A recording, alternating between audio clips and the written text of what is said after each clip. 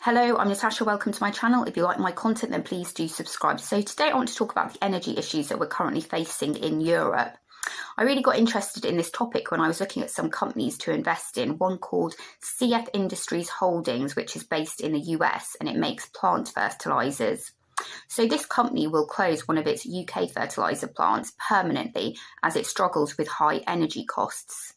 It made me wonder how many companies are suffering due to the current sanctions war that we have against Russia. It is clear that, personally speaking, people in the UK are suffering and everyone is noticing a large increase in their energy prices. The National Energy Action Group estimates that the number of households in fuel poverty across the UK is 6.5 million.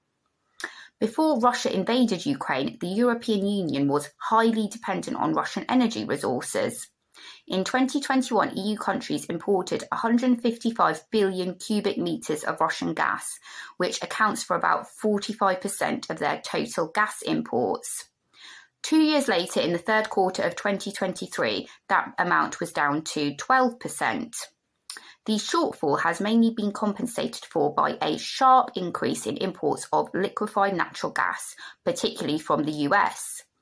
Between January and November 2022, LNG imports from the US accounted for over 50 billion cubic meters. This is more than twice as much as in the whole of 2021. The liquefied natural gas loaded onto tankers at US ports costs 4 times more. Now, let's contrast the situation in mainland Europe with that of Hungary, a country which continues to import gas and oil from Russia. The prices in Budapest remained the lowest among EU capitals in March.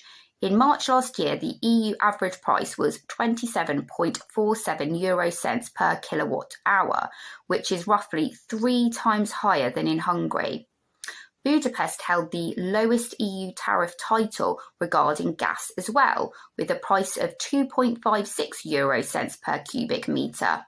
The European Union average price for gas was 12.34 euro cents. Hungary imports around 90% of its oil and natural gas, much of it from Russia. In 2021, Prime Minister Viktor Orban's government negotiated a 15-year contract under which Gazprom would ship 4.5 billion cubic meters of natural gas to Hungary annually via Turkstream and via Ukraine. Western media and politicians have not brought attention to the fact that due to the sanctions that they have imposed on Russia, European businesses and people are suffering significantly, meaning essentially that our country will be unable to compete internationally due to rising costs. Ultimately, this will lead to lower tax revenue for the government and higher costs associated with, for instance, higher unemployment.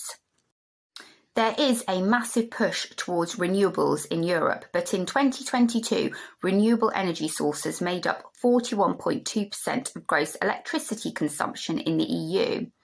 If we cannot meet our energy needs through renewable sources, then we need to find the cheapest option for our country. If that means talking to Russia and removing sanctions, then that is what needs to be done. Europe must also consider how it can be self-sufficient going forward in the long term.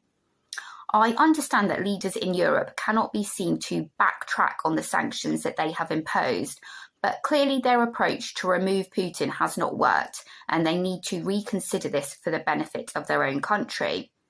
Yes, there may be a bit of uproar if sanctions were removed and negotiations with Russia started, but I'm certain that people would forget about this once their own costs reduced and prosperity increased.